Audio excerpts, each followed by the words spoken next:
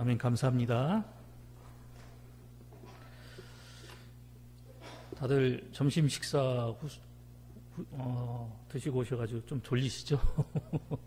하지만 예배의 시간인 만큼 정신을 좀 바짝 다잡으시고 하나님의 말씀을 함께 나누는 귀한 시간이 되셨으면 좋겠습니다. 사람은 누구나 고통 가운데 살아갑니다. 그리고 이 세상 그 어떤 누구도 이 고통에서 자유로울 수는 없습니다. 어찌 보면 우리 사람에게 있어서 이 고통은 많은 목회자들과 그리고 신학자들이 말하듯이 죄로 인해서 온 인류가 감당하고 끌어안고 가야 하는 그런 짐과 같은 존재다라고 말씀드릴 수 있습니다. 저에게는 작은아버지 한 분이 계십니다. 그분은 조실부모한 조카를 키워줄 수 없을 정도로 젊은 시절부터 힘들게 주어진 나날들을 살아오셨고 지금도 역시 힘든 시기를 보내고 계십니다. 제가 어느덧 성장하여서 목회의 길을 걷기 시작하고 사역으로 인해서 자주 찾아뵈어야 함에도 불구하고 찾아뵙지 못해서 그저 명절 때마다 전화로만 안부를 묻고는 하는데 항상 저희 작은아버지를 볼 때마다 드는 생각은 안타까운 뿐입니다. 왜냐하면 지금까지의 그분의 모습을 보면 하는 사업마다 다 잘 풀 듯 하다가도 안 되었고, 그리고 또 작은어머니께서 손맛이 좋으신데 그 특징을 살려서 식당을 하시고 좀 재기를 한번 해보겠다라고 음식점을 차리셨지만 그마저도 안 되는 계속 이런 비운의 시간들을 그렇게 보내셨습니다. 그러다가 이제 인생의 황혼기에 접어들어서는 이 젊었을 때 이 한 고생 때문에 허리 수술부터 그리고 암 발병까지 그 육신마저 성하지 못한 모습으로 하루하루를 살아가고 계십니다. 현재는 두 분 다 투병 중이십니다. 지난 추석 때 그때도 찾아뵙지는 못하고 안부차 인사를 드렸는데 이런저런 이야기를 전화상으로 하다가 다음과 같은 말씀을 하셨습니다. 인생 뭐 있냐? 이런 일도 생기고 저런 일도 생기고 하는 거지. 그저 묵묵히 견디다 보면 좋은 날이 오겠지. 저에게 이런 말씀을 해 주셨습니다. 통화를 끝내고 먹먹해지는 그런 마음을 느끼게 되었습니다. 그리고 안타까운 마음이 물밀듯 찾아오게 되었습니다. 작은아버지 부부께서 좀 더 예수님을 믿고 하나님 안에서 지금의 그런 모든 상황들을 타개해 나가시면 참 좋을 텐데 할머니께서 살아생전에서부터 계속 신앙을 권유하고 예수님을 믿을 것을 권유했지만 그 말씀에 귀를 기울이지 못하고 지금의 현실에 처한 모습에 그 모습을 바라보는 저의 마음은 너무나도 안타깝기만 하였습니다. 두 분은 성당을 다니십니다. 그리고 이제 제가 가끔 이제 예수님 제대로 믿고 신앙생활을 하셔야죠 라고 하면 야, 너네 교회에서 믿는 예수님 우리도 믿어 라고 이렇게 얘기를 하시는데 제가 보기에는 이 두 분은 어찌 보면 현실과 신앙을 타협한 걸로밖에 보이지는 않았습니다. 한마디로 쉽게 신앙생활을 하려고 하신 것입니다. 천주교에서는 음주도 가능하고 조상에게 제사를 드리는 것도 허용하는 그런 것들을 허용하기 때문에 어떤 제약 없이 마음대로 신앙생활을 하기 위해서 성당에 다니시는 그런 모습을 보이셨습니다. 제가 이렇게 저희 가족사를 얘기를 하면서 거창하게 서두를 펼쳐나가는 이유는 저희 작은 아버지의 그런 삶 속에서도 많은 고통이 찾아오고 그 고통의 순간마다 내린 그 결정으로 인해서 어떠한 결과가 나오게 되느냐에 대한 그런 모습을 함께 나누고자 했는데, 여러분은 여러분의 각자의 삶 가운데서 찾아오는 그 어려움과 그 고난의 순간 앞에서 어떠한 결정을 내리며 살아가고 계십니까? 하나님의 백성답게 그 고난의 순간에, 그 고통의 순간에 더욱더 예수님만을 바라보고 의지하며 하나님을 찾으시는 그런 결정을 내리십니까? 아니면 좀 더 쉬운 길을 바라보고 스스로를 정당화시키고 타협하며 살아가고 계십니까?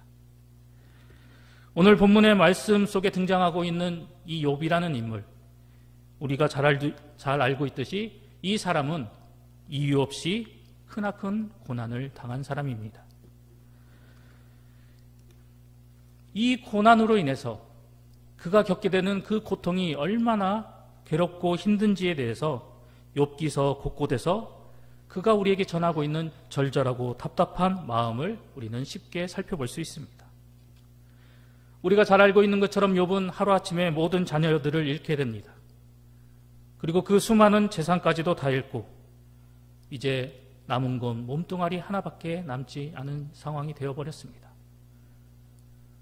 그런데 그나마 남은 몸뚱아리마저도 온전치 못합니다.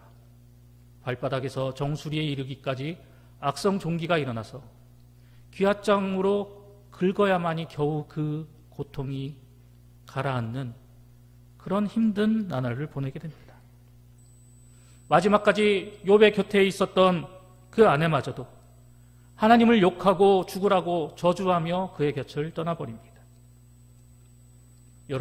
여러분이라면 이런 고통의 상황 속에서 어떻게 그 상황을 이겨내 나가시겠습니까? 저는 욥이 겪었던 그 고난을 감히 짐작조차 하지 못할 것 같습니다. 세상에서 눈물 젖은 빵을 먹어보지 않는 사람과는 인생을 논하지 말라는 그런 이야기가 있는데, 만약 제가 실제로 이 욥 앞에 서 있게 된다라고 한다면 저는 그러한 고난을 당하는 욥에게 아무런 말도 해줄 수 없을 것입니다. 왜냐하면 욥이 겪은 그 고난의 크기가 어느 정도인지 저는 짐작조차 할 수 없기 때문입니다. 욥은 심적으로 그리고 정신적으로 그리고 육체적으로 너무나도 크나큰 고통을 치르고 있었습니다. 어떤 한 가지 요소만 아파도 심히 괴로운데 욥은 삼중고를 치르고 있었던 것입니다. 이러한 욥의 심정이 오늘 우리가 살펴본 본문 8절과 9절의 말씀 속에 잘 나타나고 있습니다. 그런데 내가 앞으로 가도 그가 아니 계시고 뒤로 가도 보이지 아니하며 그가 왼쪽에서 일하시나 내가 만날 수 없고 그가 오른쪽으로 돌이키시나 배울 수 없구나. 여러분은 이 욥의 고백 속에서 어떠한 감정을 느끼십니까? 8절과 9절의 말씀 속에서 우리가 발견할 수 있는 감정은 바로 절망입니다. 욥이 의지할 수 있는 분은 이제 오직 하나님 한 분밖에 남지 않았는데 앞으로 가도 뒤로 가도 그 하나님은 보이지 않고 왼쪽에서도 오른쪽에서도 그리고 사방을 둘러봐도 자신의 의지되시는 그 하나님이 보이지 않는다라고 고백하고 있습니다. 혹시 이러한 상황을 여러분의 삶 가운데서 경험하신 적이 있으십니까? 사방을 둘러봐도 나의 든든한 의지가 되시는 그 하나님이 보이지 않을 때, 아무리 찾고 또 찾아도 내가 찾는 하나님은 아무 곳에서도 계시지 않는다라고 느껴질 때를 말입니다. 사방을 둘러봐도 두터운 벽과 같은 그런 답답함만이 느끼는 그런 괴로운 시기를 경험해 보신 적이 있으십니까? 또다시 제 얘기를 말씀드려야 할 것 같습니다. 저는 봉산교회 오기 전에 이 목포 지역에서 사역을 하였습니다. 가급적이면 그때 그 이야기를 잘 꺼내지 않는데, 왜냐하면 목포에서의 시간은 저에게 있어서 너무나도 힘들고 괴로운 시기였기 때문입니다. 목포는 어찌 보면 저에게 있어서 이 고통의 도시와도 같은 곳이었습니다. 그래서 평상시 이 목포에 관련된 그런 이야기만 들어도 당시 그 사역의 시간들이 떠올라서 이 가슴 아픈 그런 씁쓸함이 올라오는 그런 일들을 자주 겪게 됩니다. 그곳에서의 이제 괴로움의 기나긴 시간을 겪게 됨으로 인해서 말수도 줄어들게 됐고 사람이 좀 내성적인 그런 모습으로 바뀌어가는 그런 모습을 보게 되었습니다. 그런데 참으로 감사한 것은 제가 우리 이 봉산교회에 와서 하나님께서 그간의 모든 그 아픔과 상처를 회복시켜 주시고 그리고 고쳐주시고 싸매주셨음을 고백합니다. 하나님께서 그간에 겪었던 아픔과 고통을 치료하시고 상처가 희미해졌기 때문에 지금 이렇게 여러분들 앞에서 그 과거의 아픔과 고통을 이야기할 수 있는 그런 상태가 되었습니다. 시간이 약이라지만 이렇게 짧은 시간에 제가 그 아픔을 딛고 온전한 상태로 회복될 거란 생각을 하지 못했습니다. 왜냐하면 목포에서 제가 사역을 했을 때 너무 힘들고 괴로워서 이 목회를 그만두려고까지 생각을 했었기 때문입니다. 그리고 그때 제 아내는 그 힘든 시기 속에서 그저 하나님 앞에 살려달라고 몸부림치며 기도할 수밖에 없었다라고 나중에 저에게 이야기를 해 주었습니다. 그런데 지금 와서 그때를 되돌아보고 생각해 보니까 단순히 괴롭고 힘들고 고통만이 넘쳤던 그런 시간과 시기가 아니었음을 이제서야 깨닫게 되었습니다. 그 시간 내가 당하고 그 시간 내가 겪었던 많은 괴로움과 고통은 제가 하나님 앞에서 온전한 하나님의 종으로서 세워지기 위해서 훈련되고 단련되었던 그런 시간이었음을 이제서야 깨닫게 되었던 것입니다.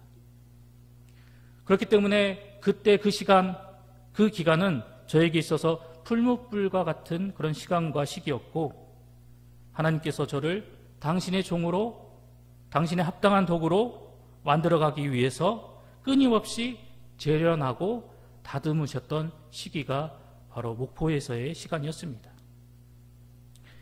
그곳에서 개인적으로 저는 많은 고통을 겪고 아픔을 겪었지만 감사하게도 그곳 교회 성도님들에게는 너무나 풍성한 사랑을 받았습니다. 떠나온 지 3년이 지났음에도 불구하고 여전히 잊지 않고 연락을 주시고 교회 소식도 알려주시고 저를 걱정해 주시면서 안부를 묻는 전화를 종종 받고 있습니다. 하지만 그때는 이러한 성도님들의 크신 사랑을 느낄 여력조차 없었습니다. 자세히 말씀드릴 수는 없지만 정말 하루하루가 괴로움의 연속이었고 그리고 고통이 목을 조여 숨이 턱 막힌 듯한 그런 답답함과 무기력함 속에서 겨우겨우 저에게 주어진 사역들을 감당하며 나아가고 있었습니다. 이러한 힘든 상황, 이러한 고통들, 이러한 아픔들을 어느 누구한테 쉽게 말할 수조차 없었던 그런 상황이었고 평소에 친분 있게 지내던 동기들에게조차도 이러한 얘기를 꺼낼 수조차 없었습니다. 심지어 저와 제일 가까이 있는 제 아내에게도 내가 지금 어떠한 상황에 처해 있는지를 쉽게 말할 수 없는 그러한 상황이었습니다. 너무 힘들어서 너무 괴로워서 그저 한숨밖에 나오지 않는 그런 시기 속에서 하루하루를 살아갔습니다.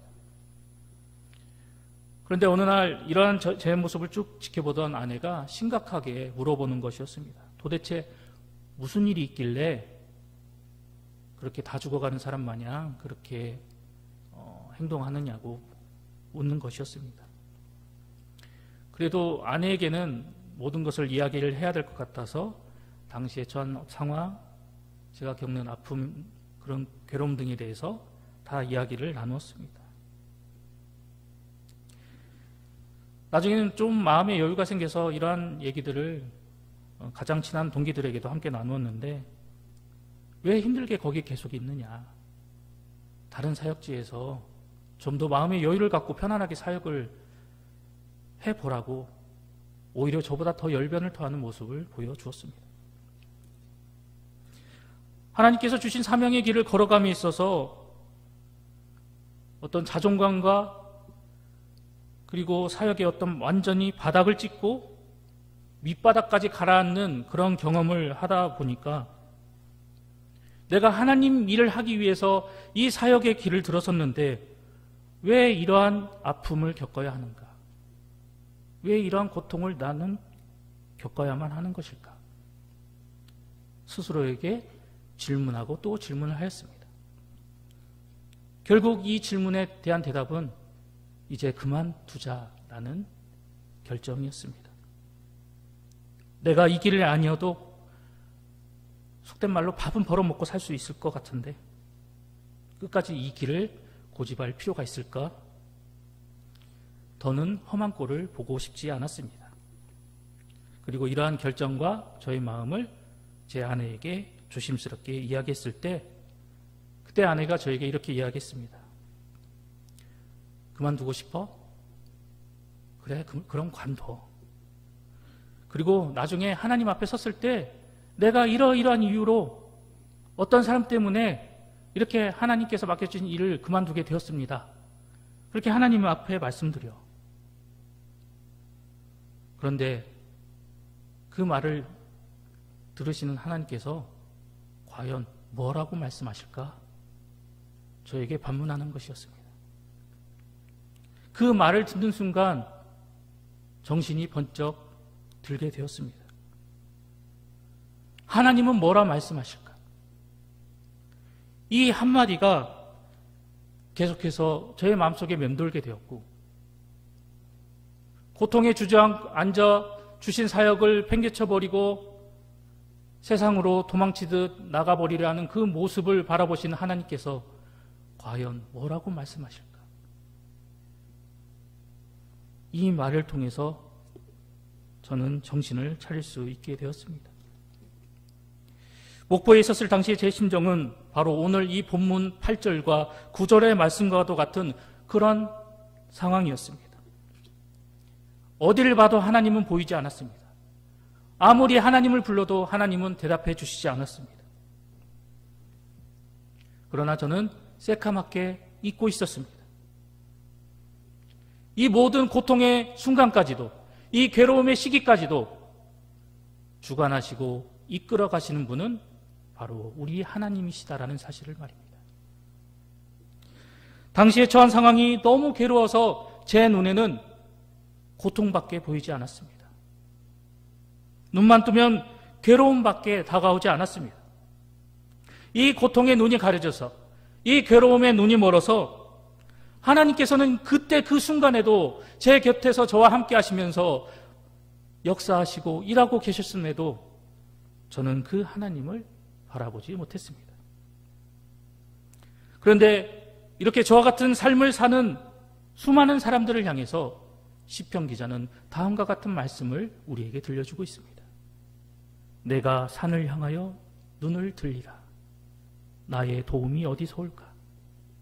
나의 도움은 천지를 지으신 여호와에게서로다. 여러분, 사면초가라는 말을 들어보셨을 것입니다. 삼국지에서 유래한 말인데요. 문자 그대로 해석하자면 동서남북 모든 곳에서 초나라의 노래가 들려온다라는 의미를 가진 말입니다. 그런데 이 말이 우리에게 들려주는 의미는 적에게 에워싸인 상태이거나 어디에서도 도움을 받을 수 없는 매우 곤란스러운 상황을 의미할 때 이 말을 우리는 종종 사용합니다. 그런데 살다 보면 우리는 우리의 인생 속에서 이러한 사면초가와 같은 그런 상황을 맞닥뜨릴 때가 있다라는 것입니다. 모든 상황이 가로막혀서 한 줄기 희망의 빛조차 발견할 수 없는 그런 암담하고 기가 막힌 상황을 우리가 겪게 된다라는 것입니다. 그런데 그러한 상황이 우리 앞에 닥쳐온다 할지라도 우리가 잊지 말고 분명하게 기억해야 할 것은 우리를 향해 하늘의 문은 여전히 열려 있다라는 사실입니다. 이러한 진리를 깨달았던 시편 기자는 다음과 같이 우리에게 교훈하고 있습니다. 여호와께서 너를 실족하지 아니하게 하시며 너를 지키시는 이가 졸지 아니하시리로다. 세상과 환경을 보면 모든 게 끝났고 아무런 희망이 없어 보이지만 그 절망과 고통과 괴로움의 너머에는 우리의 참된 희망과 능력이 되시는 하나님이 여전히 우리를 향해 능력의 손을 내밀고 계신다라는 것입니다. 그 능력의 손으로 우리를 붙들어 주시고 그 고난 속에서 우리가 좌절하지 않게 하여 주시고 그 고통 가운데 우리가 그 모든 것들을 능히 극복하고 이겨나갈 수 있도록 우리를 이끌어 주신다라는 것입니다. 우리가 주어진 삶 속에서 이러한 고난을 당하게 될 때 그 고통이 너무 커서 이러한 하나님을 우리가 미처 발견하지 못할 때가 너무나 많습니다. 그리고 그 하나님이 여전히 나에게 능력이 되어주셔서 함께 하신다는 사실을 깨닫지 못한 채 살아갈 때도 있습니다. 나를 지키시고 그리고 나를 도우시는 그 하나님을 우리가 온전히 바라보지 못하고 되려 그 하나님 앞에서 하나님 왜 나에게 이런 고통을 주십니까? 내가 하나님 앞에 무슨 큰 죄를 저질렀길래 나에게 이런 고난을 허락하시는 겁니까? 하나님 앞에 원망과 불평을 늘어놓을 수도 있는 모습을 우리가 보게 됩니다. 하지만 우리가 분명하게 기억해야 할 것은 이렇게 극심하고 고통스럽고 괴로운 이 시기 속에서, 이 상황 속에서, 이 환경 속에서 나를 도우시고 나를 건지시고 나를 이끌어 주실 분은 오직 하나님 한 분뿐이다라는 사실입니다. 이 사실을 우리가 분명하게 기억해야 할 것입니다. 우리 다 함께 말씀을 함께 살펴보겠습니다.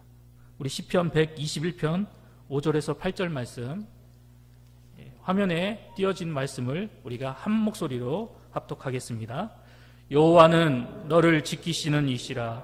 여호와께서 내 오른쪽에서 내 그늘이 되시나니 낮에 해가 너를 상하게 하지 아니하며 밤에 달도 너를 해치지 아니하리로다.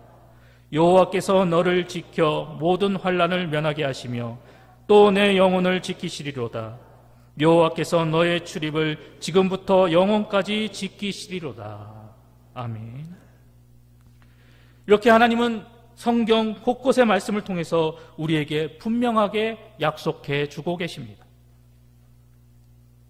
괴로워 말아라. 두려워 말아라. 내가 너와 함께 하겠다라고 말입니다. 우리를 지켜주시고 그리고 우리를 보호해 주시고 환난 가운데서 우리를 건져 주시겠노라고 분명하게 약속하고 계십니다. 또한 우리가 기억해야 할 것은 하나님은 우리에게 이유 없는 고통을 주시지 않는다라는 사실입니다. 욥이 볼 때 본인이 처한 이 고통은 아무런 이유 없이 뜬금없이 찾아온 그런 고난이었지만 그가 당한 이 고난에는 또 다른 이유가 담겨져 있었습니다. 하나님은 마귀에게 자신이 사랑하시는 이 욥이 의로운 사람임을 나타내려 하셨습니다. 그래서 욥에게 고통이 처하게 하는 그 방법으로 욥이 하나님을 향한 그 의로움을 나타나게 하려고 하셨던 것이었습니다. 우리는 이러한 하나님의 방식을 가리켜 시험이라고 표현하기도 합니다. 우리에게 찾아오는 이 고통, 이 괴로움, 이것이 시험 때문일 수도 있고 나의 연약한 신앙과 믿음의 연단과 단련 때문일 수도 있습니다. 또 내가 겪는 이 고통이 시험과는 상관없는, 연단과는 상관없는 그저 환난 때문에 겪게 되는 그런 아픔과 고통일 수도 있습니다. 그러나 동일한 것은 어떤 방식이든 어떤 형태이든 그리고 어떠한 크기든지 간에 고통은 고통이라는 것입니다. 견딜만 하든 견딜기 힘든 것이든 고통은 아프고 괴롭다라는 그런 동일한 법칙을 가지고 있다는 것입니다. 그런데 하나님은 이 아픔으로, 이 고통으로 우리를 단련시키십니다. 이 고통으로 우리의 모난 신앙과 우리의 믿음을 다듬어 가시고, 그리고 우리의 신앙과 삶 속에서 겪는 그 고난과 아픔을 통해서 우리가 더욱더 하나님께로 나아갈 수 있도록, 하나님과 함께 동행할 수 있도록 우리를 이 고통을 통해서 이끌어 나가시는 그런 모습을 우리에게 보여주고 계십니다. 그리고 더 나아가 이 고통을 통해서, 이 고난을 통해서 썩어 없어질 허망한 세상을 바라보게 하시는 것이 아니라 그 고통을 통해서 고개를 들어 하나님만을 바라보게 하시고, 그리고 이 고난을 통해서 더욱더 하나님만을 의지하게 하는 당신의 백성으로 변화시켜 나간다라는 사실입니다. 사랑하는 성도 여러분, 지금 여러분이 겪고 있는 그 고난, 그리고 여러분들이 겪고 있는 그 아픔이 무엇이든지 간에 그 가운데서 오직 하나님만을 바라보시고 하나님만을 의지하시기 바랍니다. 왜 그렇습니까? 하나님께서 우리와 함께 하시겠다라고 약속해 주셨기 때문입니다. 하나님께서 그 모든 곤란한 상황 가운데서 우리를 건져주시고 우리를 선한 길로 이끌어 주시겠다라고 약속해 주셨기 때문입니다. 아니, 다른 이유로 다 둘째치고라도 우리가 고난 중에, 아픔 중에 오직 하나님만을 바라보고 의지해야 하는 이유는 바로 하나님만이 우리의 유일한 희망이고 방법이 되어주시기 때문입니다. 그런데 이러한 고통의 상황, 괴로움의 시기 속에서 언제나 나와 함께 하시는 그 하나님, 그 유일한 도움이 되시는 그 하나님이 곁에 존재하지 않는 사람들이 있습니다. 그 사람들이 어떤 사람들입니까?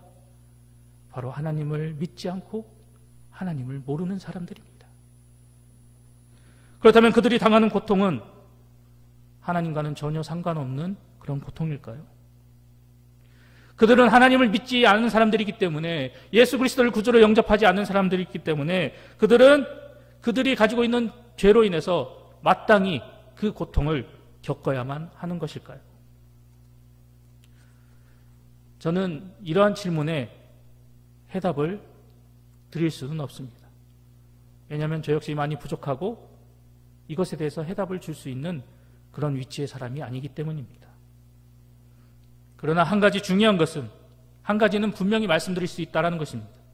그것은 우리가 겪는 이 모든 고난과 그리고 모든 고통을 해결해 주시기 위해서 예수 그리스도께서 이 땅에 오셨다라는 것입니다. 이 땅에 오신 예수님께서 수많은 아픔과 고통으로 괴로워하는 우리 인생들에게 뭐라고 말씀하셨습니까? 수고하고 무거운 짐진 자들아 다 내게로 오라.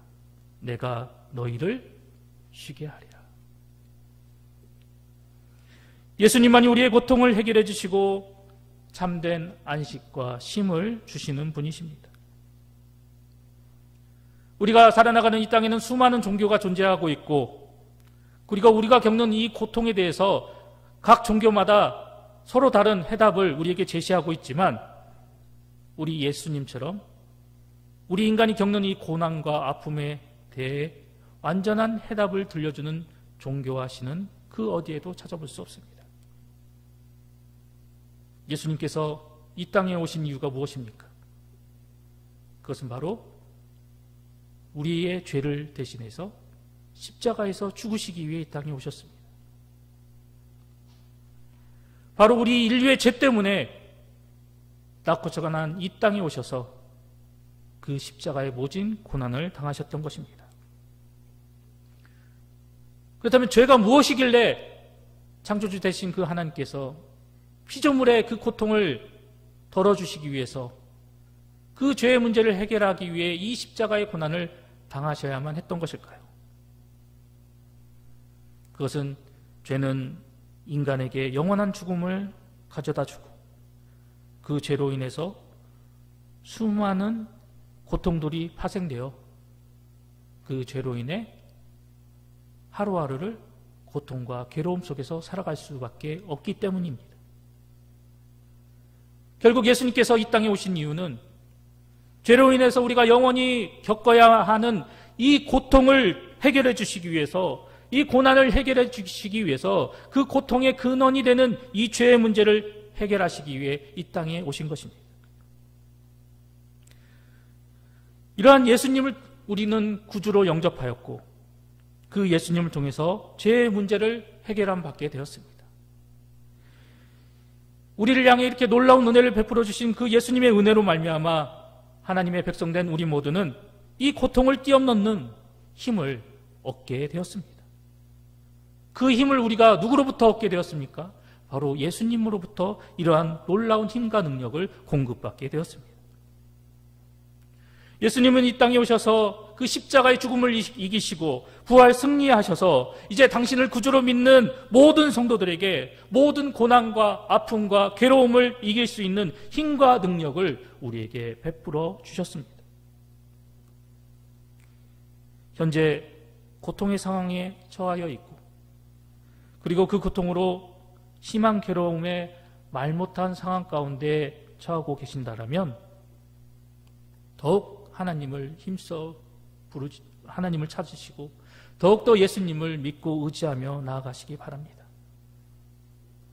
우리가 겪는 이 고난과 아픔에 견딜 수 있는 힘을 주시고 그것을 뛰어넘는 능력을 우리에게 공급해 주실 것입니다. 그 누구에게도 말하지 못할 나의 그 심한 괴로움과 그 아픔까지도 내가 하나님 앞에 이것을 아뢰고 하나님을 의지하고 하나님의 도우심을 간구하며 나아갈 때 이 가슴 아픈 그 나의 심정과 괴로움을 위로해 주시고 용기를 북돋아 주시고 평소에 누리지 못했던 그런 하늘의 위로와 평안을 누리게 해 주실 것입니다. 나보다 나를 더 잘 아시는 그 하나님께서 내가 현재 처한 고통과 아픔과 괴로움이 무엇인지를 정확히 알고 계시기 때문에 그 모든 것들을 해결할 수 있는 해답도 가지고 계십니다. 그렇기 때문에 우리는 더욱더 하나님만을 바라보고 하나님의 도움의 손길을 의지하며 나가야만 하는 것입니다. 혹 욕과 같이 하나님이 보이지 않는 그런 괴로움 가운데 계신다라고 한다면 오늘 함께 살펴본 본문 10절의 말씀을 기억하시기 바랍니다. 그러나 내가 가는 길을 그가 아시나니 그가 나를 단련하신 후에는 내가 순금같이 되어 나아오리라. 이제 말씀을 마치고자 합니다. 앞서 말씀드렸던 것처럼 저에게 있어서 목포의 시간은 풀무불과 같은 그러한 시간이었습니다. 그리고 그 시간 동안에 아주 강한 연단과 재련의 과정들이 저에게 다가왔습니다. 이로 인해 겪는 고통과 괴로움으로 인해서 사방을 둘러봐도 하나님은 계시지 않는 것처럼 보였고 아무리 힘써 하나님의 이름을 불러도 하나님은 침묵하시는 것만 같았습니다. 하지만 그럼에도 하나님을 놓지 않으려고 했고 끝까지 견디려고 했고 계속해서 그 하나님을 붙들고 의지하였습니다. 그리하였더니 전화 위복이라는 말처럼 고통의 시간이 변하여 놀라운 하나님의 은혜와 복을 누리는 그런 은혜를 체험하며 나아갈 수 있게 되었습니다. 더 감사한 것은 우리 봉산교회로 오게 되어서 우리 성도님들을 통해서 많은 사랑과 은혜를 받게 되었고 마음의 위로와 평안을 얻게 되었으며 그리고 그런 과정 가운데서 함께 하시는 그 하나님의 역사하심으로 마음의 고통과 아픔의 생채기를 치료함 받게 되었습니다. 저는 많이 부족한 사람입니다. 그렇기 때문에 앞으로 하나님의 어떠한 연단과 그리고 훈련을 받게 될지 알지는 못합니다. 하지만 그러한 상황이, 그러한 과정이 저의 인생의 앞길에 또다시 다가온다 할지라도 저는 오직 하나님 한 분만을 굳게 붙잡고 놓지 않을 것입니다. 하나님께 드리는 제 고백이고 제 다짐이며 여러분이 함께 듣고 증인이 되는 그러한 고백입니다. 사랑하는 봉산교회 성도 여러분, 오늘 말씀이 주는 그 교훈을 기억하시면서 주어진 삶 속에서 승리하시기 바랍니다. 나를 보호하시고 지키시는 그 그 하나님으로부터 매일매일 힘을 얻고 능력을 얻고 그 고난을 헤쳐나갈 지혜를 얻으셔서 여러분의 삶 속에서 하나님의 자녀로서 당당히 승리를 쟁취하시기 바랍니다. 사도 바울은 우리에게 이렇게 고백하고 있습니다. 내게 능력 주시는 자 안에서 내가 모든 것을 할 수 있느니라 라고 말입니다. 우리에게 영원한 승리를 주시기 위해서 예수 그리스도께서 이 땅에 오셨고, 그리고 승천하신 그 모습 그대로 다시 이 땅에 오시겠다라고 약속하셨습니다. 우리는 그 예수님을 고대하고 기다리며 대림절 절기를 보내고 있습니다.